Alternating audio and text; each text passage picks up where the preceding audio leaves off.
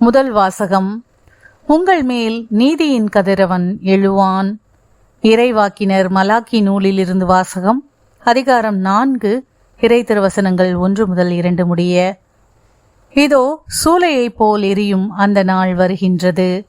அப்போது ஆணவக்காரர், கொடுமை செய்வோர் அனைவரும் அதனுள் போடப்பட்ட சருகாவர். வரப்போகும் அந்த நாள் அவர்களுடைய வேரையோ கிளையையோ விட்டு வைக்காது, முற்றிலும் சுட்டெரித்துவிடும் என்கிறார் படைகளின் ஆண்டவர்.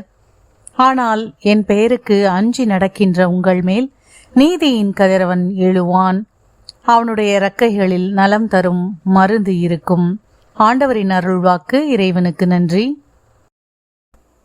பதிலுரை பாடல். திருப்பாடல் 98 பல்லவி. மக்கள் இனங்களை ஆண்டவர் நேர்மையுடன் ஆட்சி செய்வார். மக்களினங்களே ஆண்டவர் நேர்மையுடன் ஆட்சி செய்வார். யாழினை மீட்டி ஆண்டவரை புகழ்ந்தேத்துங்கள். யாழினை மீட்டி இனிய குரலில் அவரை வாழ்த்தி பாடுங்கள். ஆண்டவராகிய அரசரின் முன்னே எக்காலம் முழங்கி கொம்பினை ஊதி ஆர்ப்பரித்து பாடுங்கள். மக்களினங்களே ஆண்டவர் நேர்மையுடன் ஆட்சி செய்வார். கடலும் அதில் நிறைந்தவையும் உலகும் அதன் உறைபவையும் முழங்கிடுக. ஆறுகளே கை கொட்டுங்கள். மலைகளே ஒன்று கூடுங்கள். மக்களினங்களே ஆண்டவர் நேர்மையுடன் ஆட்சி செய்வார். ஆண்டவர் முன்னிலையில் மகிழ்ந்து பாடுங்கள். ஏனெனில் அவர் உலகுக்கு நீதி வழங்க வருகின்றார். உலகை நீதியுடன் ஆண்டிடுவார்.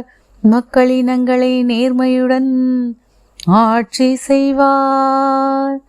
மக்களினங்களை ஆண்டவர் நேர்மையுடன் ஆட்சி செய்வார்.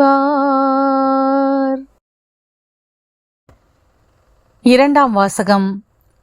உழைக்க மனமில்லாத எவரும் உண்ணலாகாது. திருத்தூதர் பவுல் தெசலோனிக்கருக்கு எழுதிய 2ஆம் திருமுகத்திலிருந்து வாசகம். அதிகாரம் 3, இறை திருவசனங்கள் 7 முதல் 12 முடிய. சகோதர சகோதரிகளே, எங்களைப் போல் ஒழுகுவது எப்படி என்பது உங்களுக்கே தெரியும். ஏனெனில் உங்களிடையே இருந்தபோது நாங்கள் சோம்பி திரியவில்லை. எவரிடமும் இலவசமாக நாங்கள் உணவருந்தவில்லை. மாறாக உங்களுள் எவருக்கும் சுமையாயிராதபடி ராப்பகலாய் பாடுபட்டு உழைத்தோம். எங்களுக்கு வேண்டியதை பெற உரிமை இல்லை என்பதால் அல்ல, மாறாக நீங்களும் எங்களைப் போல நடப்பதற்காக உங்களுக்கு முன்மாதிரி காட்டவே இவ்வாறு செய்தோம். உழைக்க மனமில்லாத எவரும் உண்ணலாகாது என்று நாங்கள் உங்களிடையே இருந்தபோதே உங்களுக்கு கட்டளை கொடுத்திருந்தோம். உங்களுள் சிலர் எந்த வேலையும் செய்யாமல் சோம்பேறிகளாக சுற்றித் திரிந்து பிறர் வேலையில் தலையிடுவதாக கேள்விப்படுகிறோம்.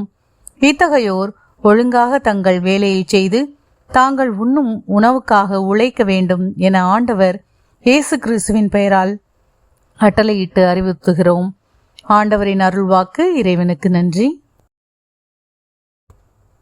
நற்செய்தி வாசகம். நீங்கள் மன உறுதியோடு இருந்து உங்கள் வாழ்வை காத்து கொள்ளுங்கள். லூக்கா எழுதிய தூய நற்செய்தியிலிருந்து வாசகம். அதிகாரம் 21, இறை திருவசனங்கள் 5 முதல் 19 முடிய. அக்காலத்தில் கோவிலை பற்றி சிலர் பேசிக் கொண்டிருந்தனர். கவின்மிகு கற்களாலும் நேர்ச்சை பொருள்களாலும் கோவில் அழகுபடுத்தப்பட்டிருக்கிறது என்று சிலர் பேசிக் கொண்டிருந்தனர். இயேசு, இவற்றையெல்லாம் பார்க்கிறீர்கள் அல்லவா? ஒரு காலம் வரும், அப்போது கற்கள் ஒன்றின் மேல் ஒன்று இராதபடி இவையெல்லாம் இடிக்கப்படும் என்றார். அவர்கள் இயேசுவிடம், போதகரே, நீர் கூறியவை எப்போது நிகழும்? இவை நிகழப்போகும் காலத்திற்கான அறிகுறி என்ன என்று கேட்டார்கள். அதற்கு அவர், நீங்கள் ஏமாறாதவாறு பார்த்து கொள்ளுங்கள். ஏனெனில் பலர் என் பெயரை வைத்து கொண்டு வந்து நானே அவர் என்றும் காலம் நெருங்கி வந்துவிட்டது என்றும் கூறுவார்கள். அவர்கள் பின்னே போகாதீர்கள். ஆனால் போர் முழக்கங்களையும் குழப்பங்களையும் பற்றி கேள்விப்படும் போது திகிலுறாதீர்கள். ஏனெனில் இவை முதலில் நிகழத்தான் வேண்டும், ஆனால் உடனே முடிவு வராது என்றார். அவர் அவர்களிடம் தொடர்ந்து கூறியது, நாட்டை எதிர்த்து நாடும் அரசை எதிர்த்து அரசும் எழும். பெரிய நிலநடுக்கங்களும் பல இடங்களில் பஞ்சமும் கொள்ளை நோயும் ஏற்படும். அச்சுறுத்தக்கூடிய பெரிய அடையாளங்களும் வானில் தோன்றும். இவை அனைத்தும் நடந்தேறும் முன் அவர்கள் உங்களை பிடித்து துன்புறுத்துவார்கள். தொழுகை கூடங்களுக்கு கொண்டு செல்வார்கள், சிறையில் அடைப்பார்கள். என் பெயரின் பொருட்டு அரசரிடம் ஆளுநரிடம் இழுத்துச் செல்வார்கள். எனக்கு சான்று பகர இவை உங்களுக்கு வாய்ப்பளிக்கும்.